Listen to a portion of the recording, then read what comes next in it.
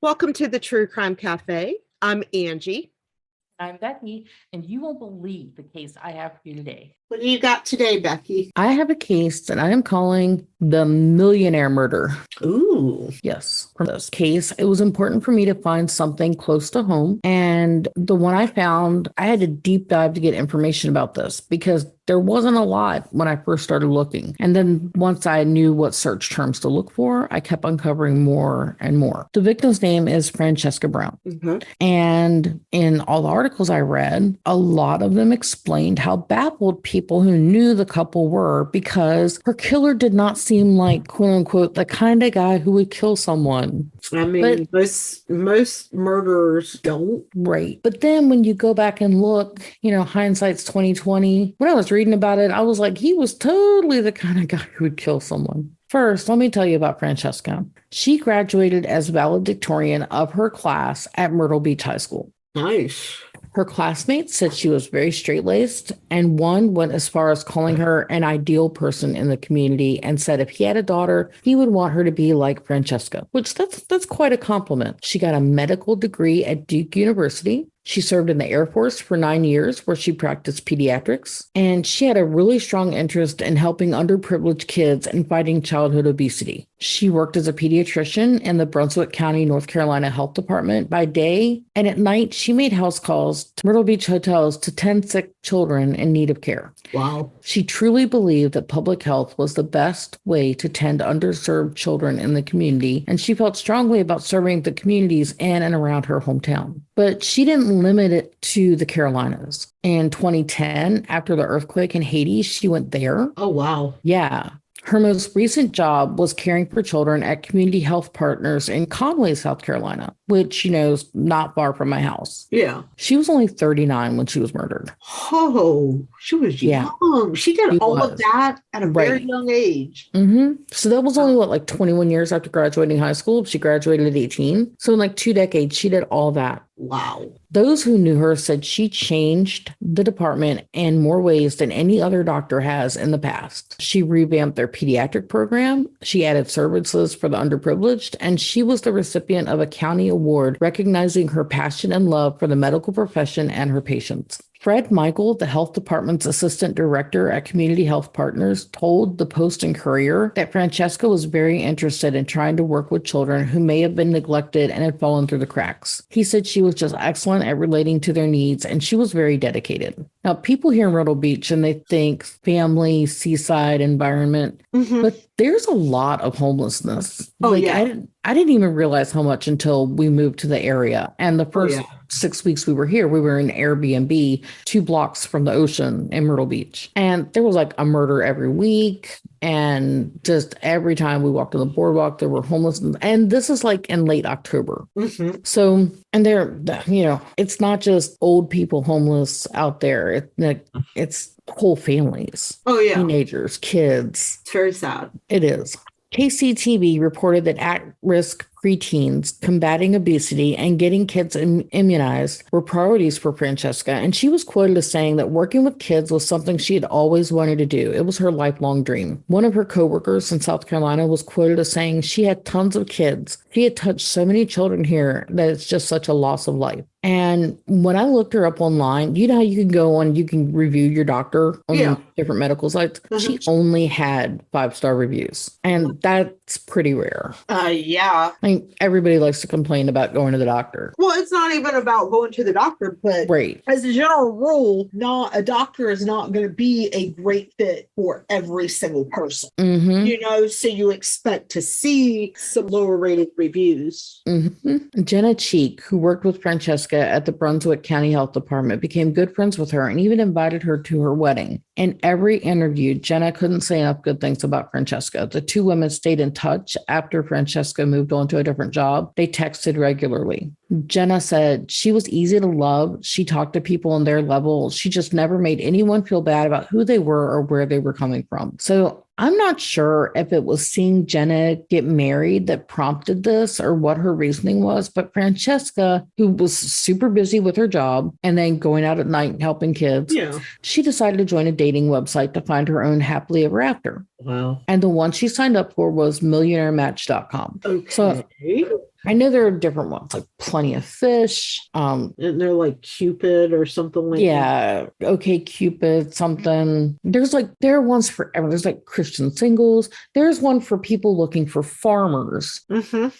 Yeah. And but whatever the reason, she decided on millionairematch.com. And that's where she met John Meredith Hodges. Now, according to the Kansas City Star, Hodges professed devotion, called her princess in emails, and portrayed himself as an international businessman and former Army Ranger. On September 2nd, Franchesca mentioned to Jenna that she was going to a medical conference in Kansas. She did not mention that she had invited John to join her there. Oh, no.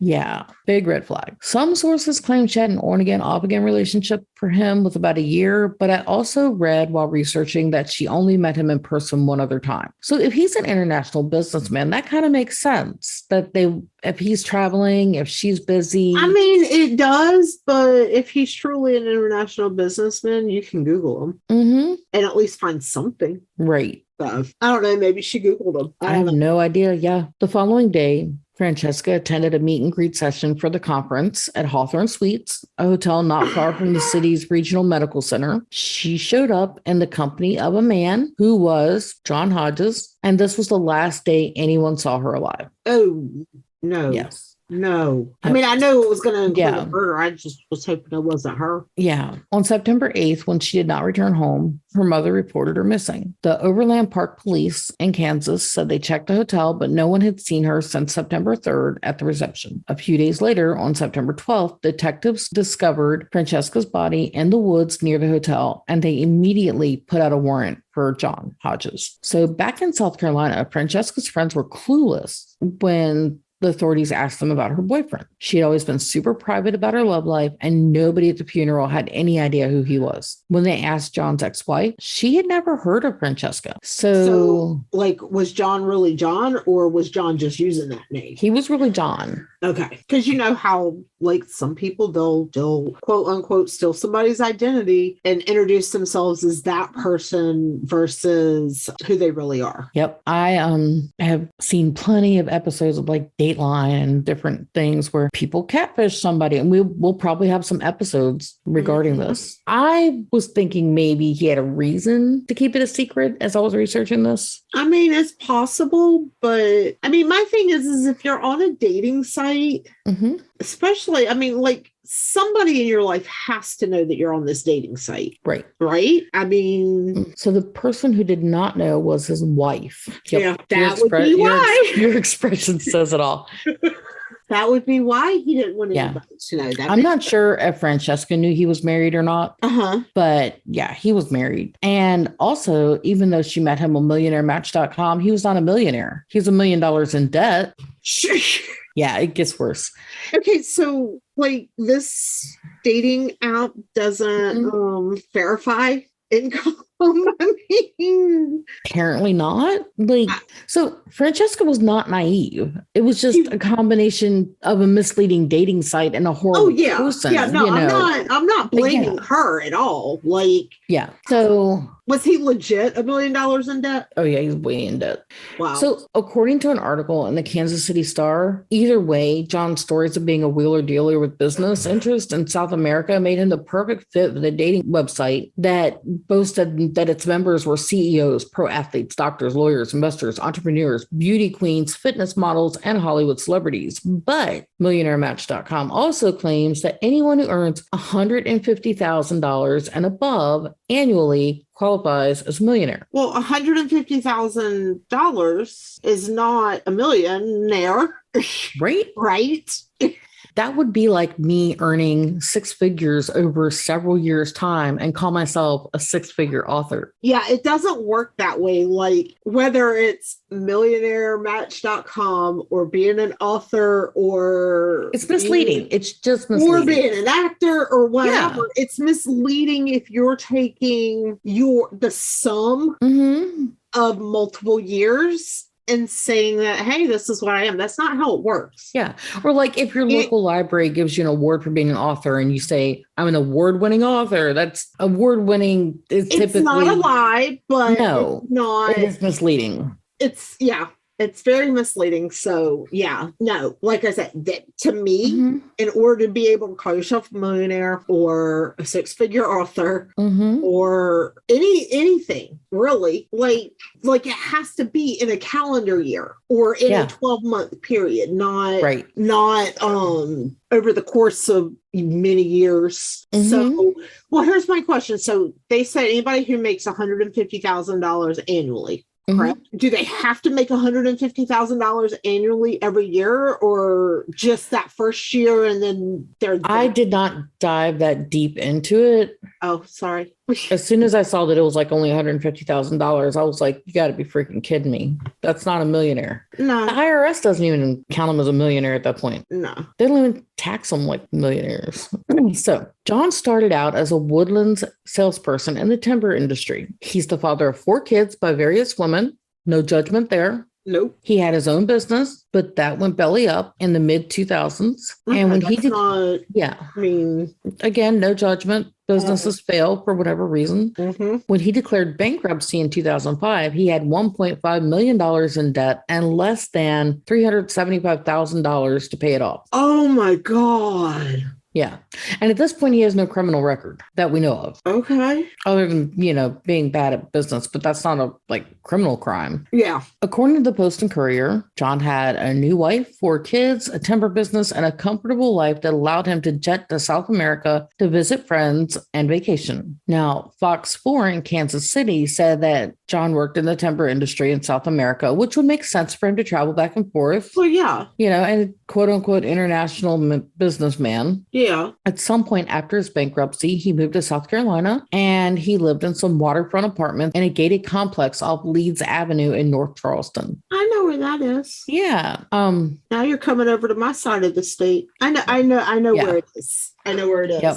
So according to the Kansas City Star, Johnson County prosecutors did not describe him as an international businessman. Okay. I mean, to me, using that term, every time you say that, I'm like, in my head, I'm like, using that term loosely. Exactly. They described him as a liar, a prescription drug addict, and a swindler. So that doesn't sound so far-fetched. No. He went to Kansas for what Franchesca thought would be a romantic week away. During his trial, his ex-wife took the stand and said that he told her he was coming to the United States to make some sales, and she had no idea that he was in a relationship with Franchesca. Prosecutors said the only reason he went to Kansas was to kill Franchesca. After he murdered her, he wrapped her body in a tarp and he put her in the patch of woods where she was found. Yes. Afterward, he fled to Colombia, but first he sent his ex-wife and daughter more than $10,000 from Francesca's bank account.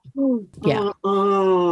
At a September 17th press conference, the FBI and Drug Enforcement Administration helped secure a federal fugitive warrant for John, and Colombia authorities took him into custody. They did not immediately make the crime public because he had fled the country, and they wanted to, I guess, get him before. So on September 20th, he faced numerous charges, including first-degree murder, identity theft, and credit card theft. And that first morning in court, he spent the entire time with his head in his hands, and he would not look up at anybody. And even though he pleaded not guilty, he remained locked up in the Johnson County, Kansas jail on a charge of first-degree murder on a $25 million bond because he was considered a flight risk. I think it's kind of ironic that the guy on MillionaireMatch.com, who was not a millionaire and who was in debt for over $1 million, is now on a $25 million bond. That's crazy. How could he afford that bond?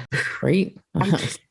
During their investigation, police found evidence that John had searched for information about how to kill someone by strangulation. He also searched for articles about how to get rid of a body, how to mask the odor of human decay, and how long it takes to choke someone to death. But he planned this whole thing. Obviously. And that we know of, this is his first crime. That we know of. Yeah, we know of. Most people don't wake up one day and go from Biden citizen to I'm going to murder somebody. Nope. So my guess is there's definitely some crimes. From what you've said about them, though, they seem to be more white collar crimes than like physical crimes. Yeah. That's just crazy, though. So he was also charged with 8 counts of identity theft, 1 charge of computer crime, and 2 counts of credit card fraud. Authorities told the Kansas City Star that those charges were related to the use of Francesca's identity and like accessing her bank account, that kind of thing. So the reason he sent the money to his ex-wife was for back child support. So we're going to jump ahead to October 14th. Okay. And John's wife insisted that she still loved him and he was a great man who seemed incapable of such a crime. And his family was just at a loss. They had no way to explain those disturbing events. His wife said, he is not a violent person. We feel horrible for the family of Dr. Brown, but I don't know what happened. No one does. If my husband was accused of killing someone and they had evidence that he did it, I'm not sure I'd be the kind of stand by your man woman. Nope. I love my husband and I would take a bullet for him. I would do pretty much anything for him. But if I knew that he had committed a crime, like a serious crime, sorry, I love you, but that's crazy. Yeah. So on May 7th, 2013, John Meredith Hodges was found unresponsive in his jail cell. Efforts to resuscitate him failed, and the death was being investigated as a suicide, but they released no other details. What a bunch of crap. Right? Wow. So the victims include his girlfriend, Franchesca Brown. His wife was kind of a victim, even if she did not want to admit it. His ex-wife and children, because the money he sent them was not his to give away. And then everybody who loved Franchesca, because now they got to go through life without her, which sucks. Yeah, especially since she was so involved in making her community a better place. Wow. Yep. Stay caffeinated. And join us next time for another cup of crime.